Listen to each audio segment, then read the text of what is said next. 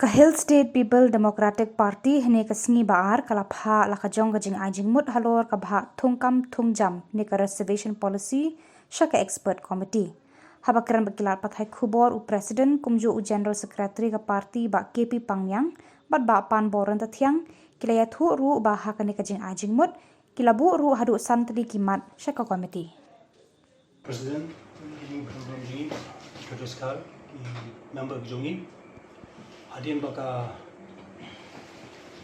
bani notification ma aya ka suggestion untuk ka reception policy dimtar sini lawan aya pu secretary habis dia ka reception policy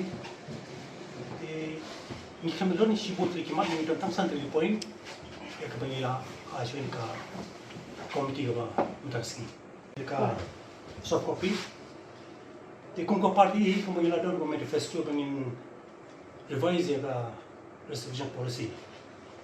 To come taru ani ka point ka ka Jingai Jingmut jungi kalomban combined 40% or 50%. Ya ka ba for both khasi gender and garos in order of merit habedip ka no ka kajingat kam sarkar bidip exam. Mo pada ka combined 40 to 80% in order of merit. Kamu to do away 40 for khasi genders, 40 for garos combined. Kata ketika suggestion kepada kami, kenapa kena create healthy competition? Mo, among the educated employee youth. Mo, number two, hagabide berka office memorandum juga 18 December 1972, hagabide berkini come up with district level polls. Kapati suggest kena 4%. Nampak khasi jantia, apa district khasi jantia hills.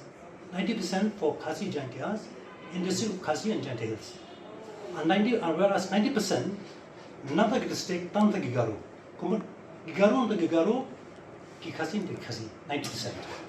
Oh. Number 4, hagabide baka paratu juga resolution. Kador kini kekini bomba lador ke deficiency kemukalung hapo manchukuli bomba don nepo resolution mo. If there is a deficiency in the number of shelled tribes and shelled castes, shall be carried forward to the next recruitment year and made good in the recruitment of that year. Kapag disini suggest me to do away the process of carry forward.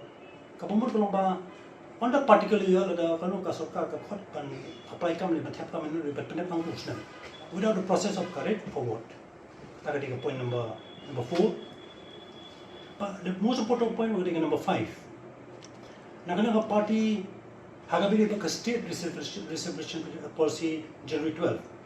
New allocation of seats for the academic careers, allocation of seats for academic careers in terms of khasi jantia and garo mo.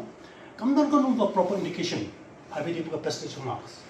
Then nakaliang party yung iba ang haling issue kapat yung committee bakan relook into the matter. Di kung baka lang talong kadon na ka percentage.